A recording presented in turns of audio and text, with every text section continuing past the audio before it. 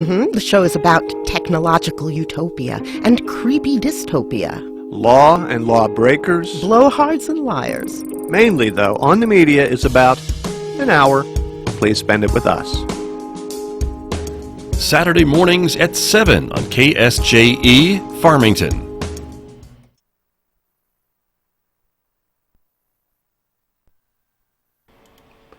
KSJE is supported by San Juan Regional Medical Center, which is officially baby-friendly. This evidence-based initiative is designed to support mother-baby bonding and optimal infant feeding practices by upholding the 10 steps to successful breastfeeding. San Juan Regional Medical Center, officially baby-friendly, and serving the Four Corners since 1910. Find out more online at sanjuanregional.com.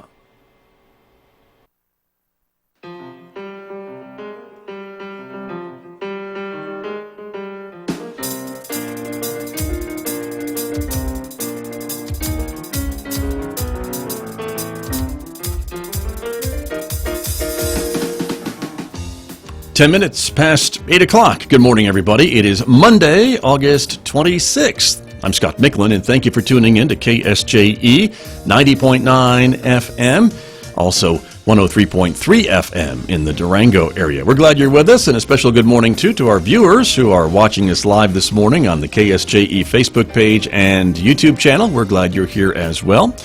Coming up in just a moment, we'll be talking with San Juan College President Dr. Toni Pendergrass. It is the first day of the fall semester here at San Juan College, so more about that in just a moment. But let's talk about the weather of what you'll be facing today, and it looks like another sunny and hot day across the Four Corners. Today's high 96 in Farmington with sunshine, 57 tonight. It'll be 95 and sunny tomorrow. Chance of a shower or a thunderstorm this Wednesday and Thursday with a high of 95 on Wednesday and 94 on Thursday. Sunshine returns for Friday and Saturday, and maybe another shower popping up on Sunday. So as I mentioned, coming up in just a few moments, my conversation with San Juan College President Dr. Toni Pendergrass, talking about the mission of San Juan College, some of the programs and strategies that the college is using to help students, and then there's a lot more we're talking about too. An update on the student housing conversation to be built here on the San Juan College campus, and much, much more. Of course, lots of ways to join us. You can listen, of course, at 90.9 FM. In Durango now at 103.3 FM or worldwide on the internet at ksje.com, or watch us live on YouTube or Facebook in the next few moments. Later on this hour, we'll be talking with Lewis Campbell from Synergy Computer Systems here in Farmington. And Lewis has always got some great topics to talk about on Mondays, so join us for that later on this hour around 8:55. Next hour, Mick Hess is going to take us roving with the arts. He's got some great music from the album Missa Mexicana, the harp consort. That is coming up today at 9:06 here on KSJE. Check us out, of course, on all forms of social media, on Facebook and YouTube for our visual radio programs. You can follow us on Twitter for breaking news alerts, and check out KSJE on Instagram as well.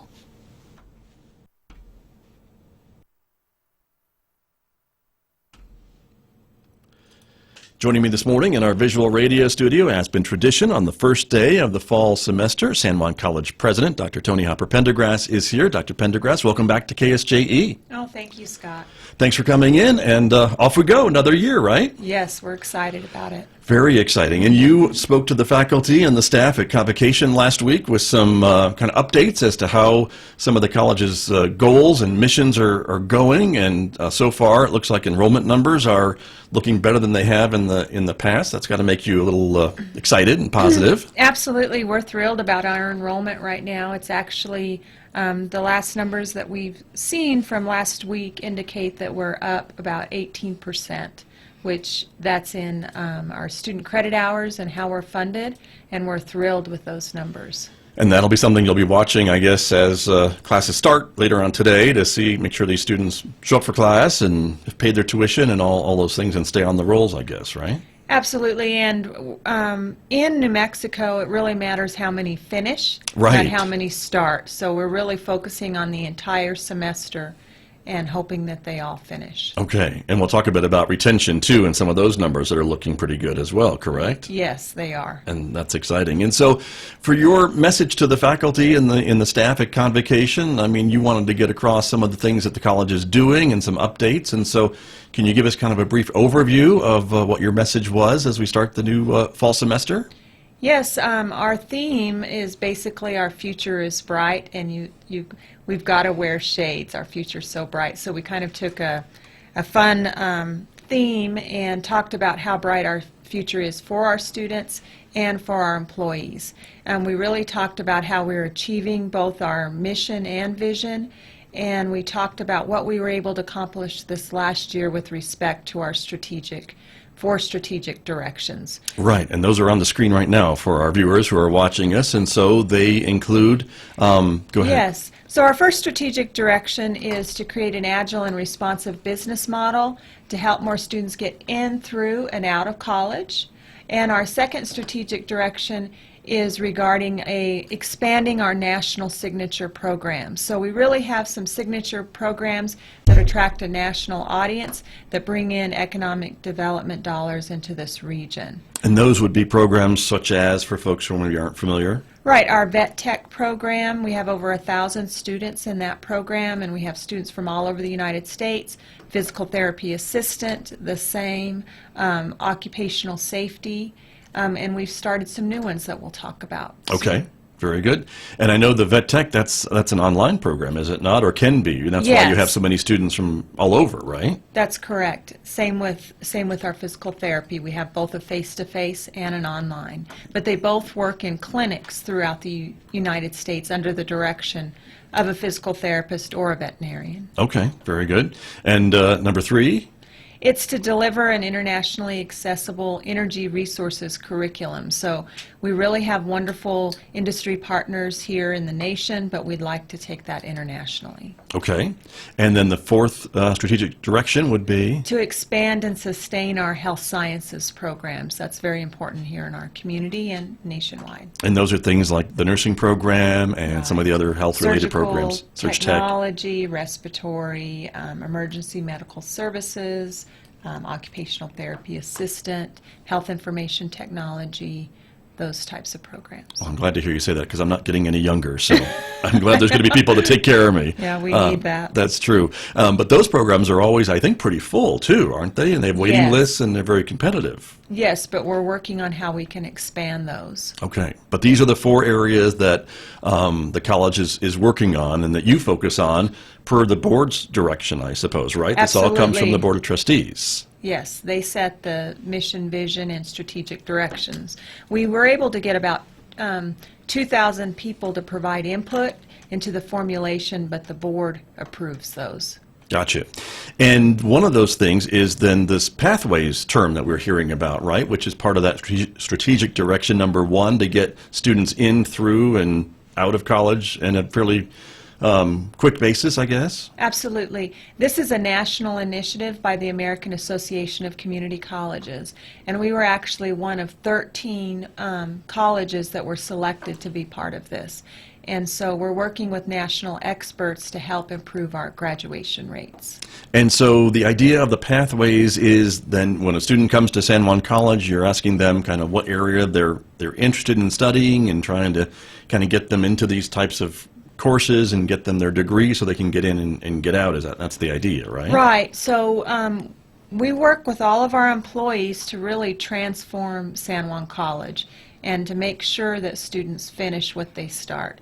And we have structures in place that we've redesigned to make sure that happens. So as you were mentioning, we have developed 7 pathways from our over 140 certificates and degrees. So students can select a pathway and then decide what area they would like to focus on within that pathway, limiting choices so that it's easier to make a decision. Sure, but that also lays it out fairly clearly for them too, because if they're not quite sure, they can maybe see what's related to their general interest of study and maybe find something that they never thought they would be interested in. Absolutely. Perhaps. And so that's started and seems to be going pretty well. We're getting some good feedback on that. Yes, it's going very well. Even our student survey said that students felt that all but 7% of our students felt like they understood which pathway they should be on for their career. And as you mentioned, that the focus tends to be on completion of these programs and degrees and certificates and things like that. So I assume, again,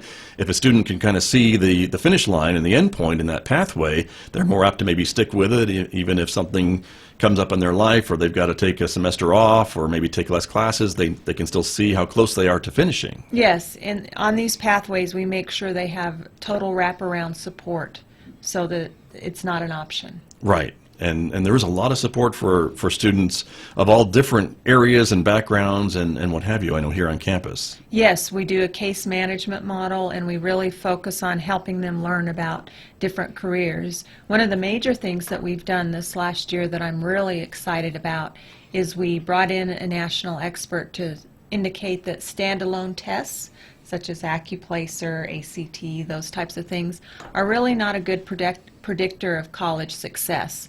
What's a better predictor is your high school GPA, because it's over a longer period of time, even if it's self-reported. So we no longer require students to take a standalone placement exam. We used what was called the Accuplacer, and then we would place the majority of our students in developmental courses. Now we place all students into college level courses, either with or without support, based on their high school GPA. I see. And that started how long ago? This fall. Okay, it's starting now. We did a soft launch in the spring, but this fall it's for all students. Got you. Go And ahead. if they have a 2.6 GPA or above, they're in college level. If they have a less than a 2.6, they're still in college level, but we provide a little bit more support for them. Got it. Understand. And I know the college has also been very instrumental in getting students into some classes, a little bit about taking classes here at San Juan College, what they're responsible for, and how they can help to ensure their success while they're here at San Juan College. Yes. And that's been going well, too, I think. Yes, those very classes. well. So, very good. And you were invited to speak. I'm trying to remember. This was a Texas group. You were on video speaking with a bunch of other college presidents about some of these things, too, correct? Yes, I attended a Pathways CEO meeting this summer in Colorado. Oh, Colorado. And The Texas of the West, I'm sorry. It included Thank all you. of the presidents that are responsible for these Pathways colleges, and we were asked to do a TED-style talk regarding what we have accomplished. Gotcha. And that went pretty well, too, I think, in standing Yes, with your very peers well. to We present. were told they haven't seen a college that has had such a sense of urgency on implementing these before, so we're thrilled. Nice. And again, it's all about the students, and it's all about helping them get to their goals and achieve their goals, whatever brings them through our doors here at San Juan College. Yes, we want them to be successful. Right. And so, with that being said, then some of the other things that you spoke about at Convocation include some of the graduation rates and some of the retention rates of these students and different minority students and things like that again are showing good gains. Yes, our number of graduates in 2010, the President Obama at the time encouraged all colleges and universities to increase their number of graduates by 50% by 2020. So on the screen now you can see that we decided to assume that challenge, and our targets are in gold and our actual is in purple. So we've actually increased our number of graduates by 13% per year for the last several years, and we're thrilled about that. And it looks, from the look of this graph then, if I'm reading it correctly, that the college has kind of either met or surpassed the goal each year since it started. Oh yes, absolutely. So not even a hard thing to do, apparently. No, we've surpassed that. Right. And so again, it's going to make you feel very good that these things are working. Yes, and if you look at our graduation rate, I think is the next slide, 5 years ago our graduation rate was 14%. Now please take into consideration these are first-time, full-time degree-seeking students. This is only about 1,000 of our 7,000 students that we're looking at on this screen. Okay. But after 5 years, we've doubled that graduation rate. And we looked at the best colleges in the nation that have actually received what are called Aspen Awards this last round.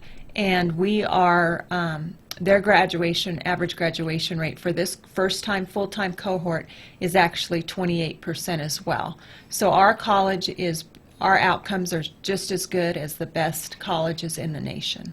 And some folks may look at those numbers and say they still look pretty low, but there's a lot of, I guess, things that maybe interrupt some of these first-time college students from completing their degrees and things along that line. Is that why these numbers are lower than you would expect them to be? Right, because it's assuming full-time. I see. And one thing a number that I help to explain that looks better is that if they've graduated, transferred, or still enrolled, we increased that 9.5% this last year, and we're at 53%.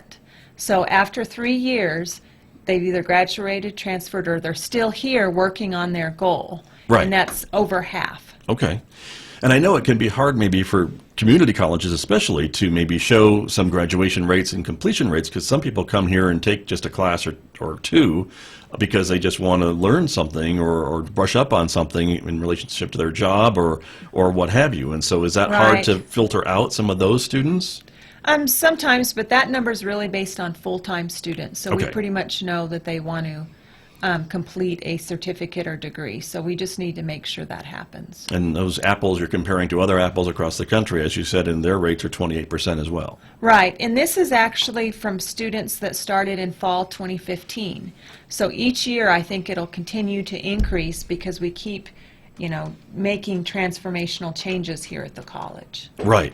One of the things I wanted to ask you about this morning, too, is the success of San Juan College High School, which is high school here on campus. It is part of the Farmington school system, but it has students from all the districts in the county that are coming here, and those are pretty smart kids, apparently, from the looks of these numbers, right? Well, they're actually selected by a lottery process. Right. And so their demographics represent our entire county. And they They could be homeschooled, they could have come from the school districts, what have you, is what you're talking Absolutely. about, yes. But what's happening is they're doing very well, like what you said. They've established high expectations for them, and they're meeting them. So I would have loved to have these scores when I was in high Oh, I school. know, no Algebra kidding. 2 at 93%, holy smokes, right? yes, so they took a high-stakes test this year. They no longer have the park with the new administration. But statewide, the pass rate for algebra was 13%, and 93% of our students passed that test in the early college high school and San Juan College High School. Wow. Among science, the pass rate was 94%. The state average was 33%. And then 100% of our students passed the English and Language Arts test, and only 32% passed it at the state level. Statewide, wow. But they also really work on preparing for the ACT exam, the college exam. Right.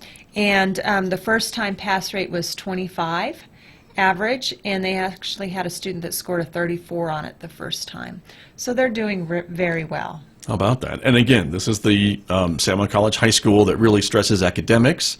It puts these students through their high school classes and then also puts them through college level classes, and they graduate high school with the 2-year degree or certificate program, right, from San Juan College as well. Yes, absolutely. So in May of next year, on Friday, they'll earn their high school diploma. On Saturday, they'll earn their associate's degree.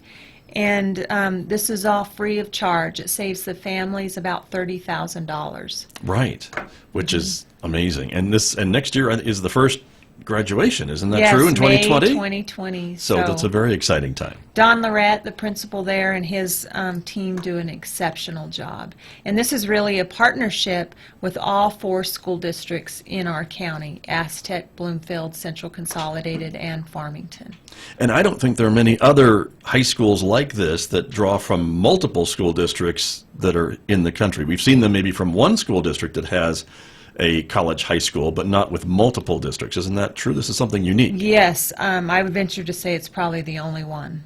Well, it's very exciting, and to see these numbers that these kids are they're smart and they're buckling down and they're getting the job done, and I know their retention rate is pretty high. Principal Lorette will tell me that Oh, yes. I don't think they've lost too many at all in the years that it's been open. And in addition to their high school diploma and college diploma, we're actually trying to take it a step further where they will either be offered a job if they're interested in going into the workforce, or a scholarship to the university of their choice. So we're really working to make sure that they have every tool they need to be successful in life. Very exciting. And this, at the same time, the entry class has been getting larger each semester, right? Each year. So Well, we're kind of keeping it around 100. okay, Yeah, so that's... but it's bigger than it was when it started, I think. Right, we started with 80, you're correct. Okay, so it did get a little bigger. So I Yes. thought I noticed more We thought we young would people on accept campus. 40 when we started, but we had such an outpouring of applications that we doubled it and took in 80. So you're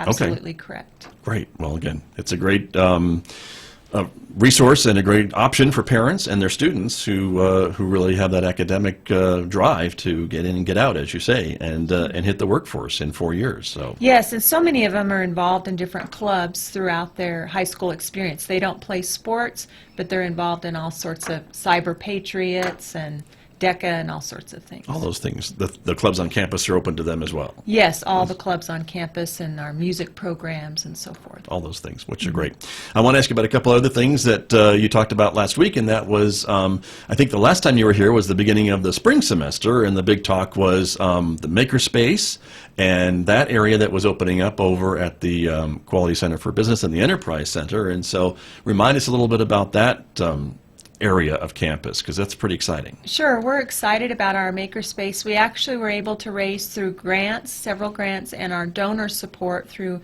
Marion Oil and Gas and Raytheon, a makerspace. So we raised about $350,000, and it's in our Quality Center for Business, and that is for any entrepreneur or individual that's interested in making anything. We have what's called more of a clean side that has more of the 3D printers, sewing machines, those types of things, and then we have more of an industrial side that has all sorts of plasma cutters and any kind of equipment you can imagine to use for your business. We recently received a grant for $386,000 from the Economic Development Administration, and we're actually going to hire someone that will help them with their intellectual property, Okay. patents, those types of things to help outdoor businesses. So I know that the city's really focused on outdoor recreation. Right. So that will help to spur that initiative. Right, and the idea being that if you have an entrepreneur who wants to start manufacturing something, this space has some of the machinery that they may want to look at to see about maybe scaling up what they're planning to do, but they can kind of try it out and see how it works and at least be exposed to some of this type of technology before they make that investment for their business. Yes, and the Economic Development Administration has been very supportive of trying to help us diversify our economy. They provided us with a power grant of $1.4 million that Melissa Meehan was the director of, and that's helped us with this maker space. They have also helped us with what's called our food hub for local Right. foods to build that, and now they're helping us with the maker space to help people create businesses and manufacture products. That's true. That's another area, the food hub, that San Juan College is a big part of with the community to, again, kind of promote locally grown food and try to, again, those economies of scale bring up, maybe it's kind of chicken or the egg thing is how I see it. Do you find more restaurants and entities that can serve this locally grown food, or do you have to get the farmers to grow it first and then get it out there? And of course, the farmers don't want to grow it if they're not going to have a market for it. So Right, so it's basically trying to establish kind of a co-op for our local producers. We received about $500,000 from the EDA, but the idea is to get the larger businesses to agree that 10% of their of what they buy will be locally produced, and then that'll create the demand, and then our growers can provide that and help. We don't need to. We pay more for our locally or for food if it's not locally grown, and we can save on that transportation cost, and our local growers win, the consumers win. right, and we've the talked about idea. that on this program, and I know there's a lot of fans of locally grown food who say it just plainly tastes better. Right. than having it We shipped know across it the does. country when it was not quite right, but they had to ship it and pick it to ship it to get it here. Exactly. So that's what we're talking about. The other thing I want to ask you about, of course, is again the partnership with Farmington Schools on the 30th Street Education Center, which people will know as the old ConocoPhillips building and the old Hillcourt building, and before that probably the old Burlington building. That tells you how old I am. But that was another partnership that the college entered into with the Farmington Schools. Yes, we have a new building on 30th Street in partnership with them, and we will be occupying the second and third floors, and Farmington Municipal Schools will be occupying the first. They're already there, the Right. first and fourth. But we're doing some remodeling because we're going to utilize that for example, our high school equivalency programs and workforce solutions and our online programs. So we had to do a little bit more remodeling, but this fall we will be opening that, and we will announce a ribbon cutting. Very exciting. And again, it's a beautiful space, of course, and I know a lot of Yes. folks were talking a little bit about the space of that building and that it's a relatively new building, and so that will, correct me if I'm wrong, replace some of the other buildings at 30th Street that the college has been occupying over the past few years? Yes, the the idea? foundation currently owns the Burlington building, is what we call it. Right. That's actually adjacent to the new building. And that building was built in the 50s, and then the annex was built in the 60s. The building that we will be part of now was actually built in 2000, or 99 or 2000. So Much it's just newer. a much newer Gotcha. building. And so again, those services will be kind of relocated into there or other places on campus. I know there's maybe a little Yes. shuffling going around when there's opening of space. So, but a nice partnership with the schools. I know they Yes, seem to be it very is. happy that they're there and in their new spaces. Yes, I think so. So that's very good. My guest this morning, San Juan College President Dr. Toni Pendergrass, is here as we start the fall semester today here at San Juan College. And even with the increase in enrollment, Dr. Pendergrass, plenty of parking, right? Oh, absolutely. Right. And we're here to help if you have any questions at all. We have employees throughout the college. And I know there are tables set up throughout the hallways to help with directions if folks are looking for their classrooms or just have a question Yes, about or they need a on-campus stuff. snack or you need anything, we're here. Okay, that's an important thing because a college runs on its stomach sometimes. At least I do. Media, I know we do. That's for sure. I want to ask you about a couple other things that you mentioned at Convocation, and here is some other news about graduation rates that I wanted to ask you about, and maybe you could explain this graphic for us. But these are completion rates. Then again, how important Yes. those are.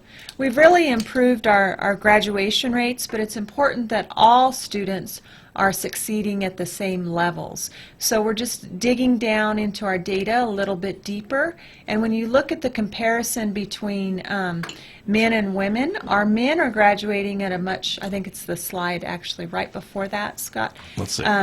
That one. Yes, our Thank men you. are graduating at a higher rate than the women, actually much higher. Okay. And so we would like to close that achievement gap and have everyone graduating at similar rates. We'd like Okay. everybody to improve.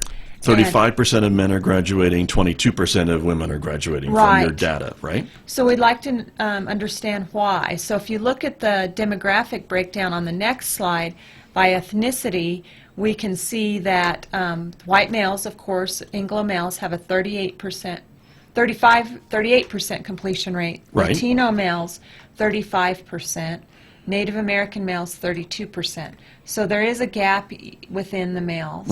But then if you look at females, their graduation rate between them is Anglo females is 27%, Latina females is 22%, and then Native American females is 17%.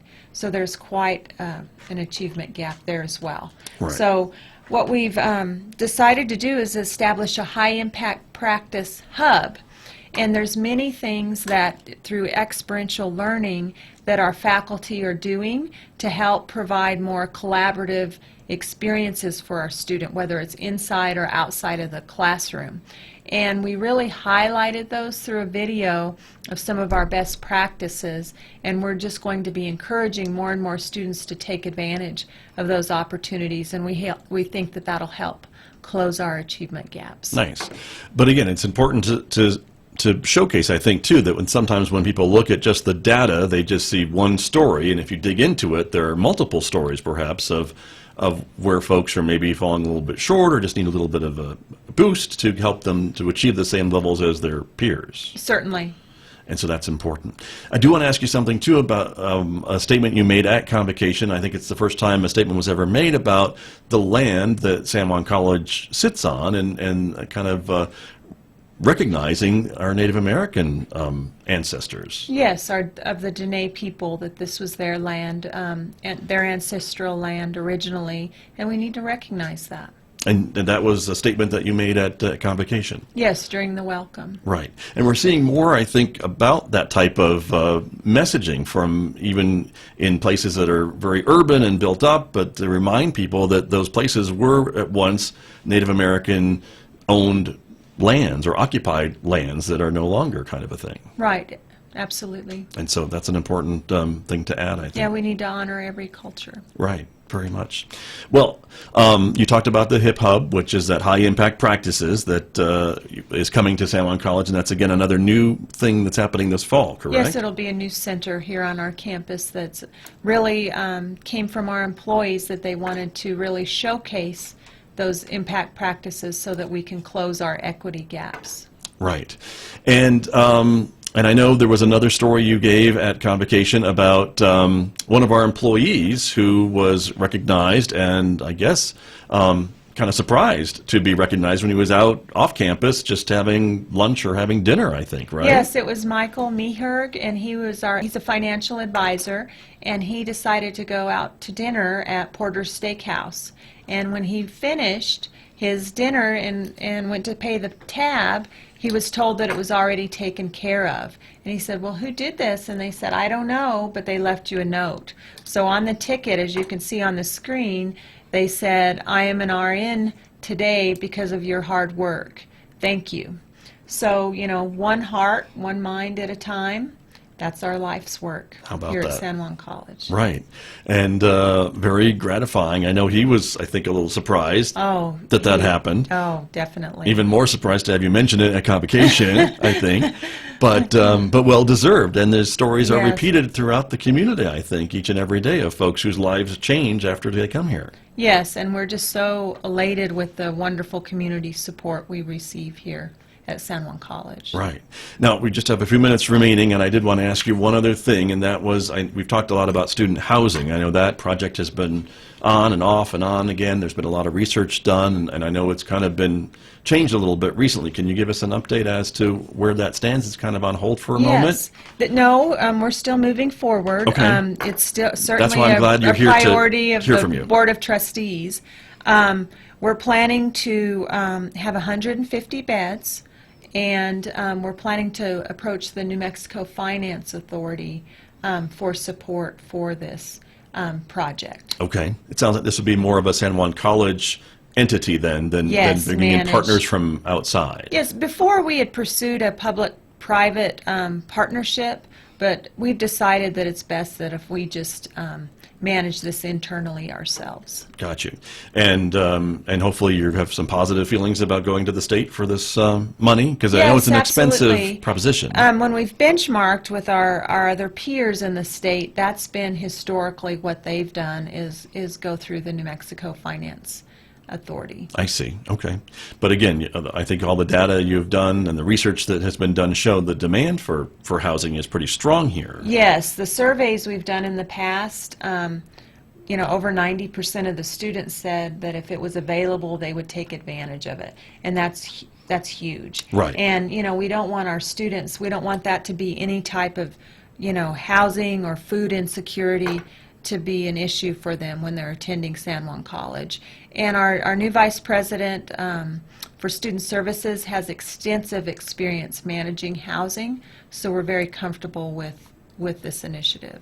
Very good. Well, we're looking forward to that project, as are a lot of folks. I know as an adjunct instructor, I have students who tell me about their commutes that are maybe 60 miles, not unheard of, or even 90 miles, not unheard of to get to class every day. And I'm sure for that, a lot of folks would benefit from on-campus housing. Yes, that's actually a question I ask at graduation. I ask the graduates to stand if they travel over, I think it's 50 miles per day, and the majority stand up. It's a lot, yeah. People do commute extensive distances. Right, which is an expense, I know, Yes. and wear and tear on vehicles. And if they could walk to class, what a savings. So there you go. Dr. Pendergrass, it's always a pleasure to catch up with you and visit with you about all the things that you're doing here at San Juan College and all the things that the college is doing for students who come here. Thank you for your time. Oh, thank you, Scott. My pleasure. Dr. Toni Hopper Pendergrass, my guest here on KSJE, the president of San Juan College. I'll be back with more in just a moment, everyone. Parts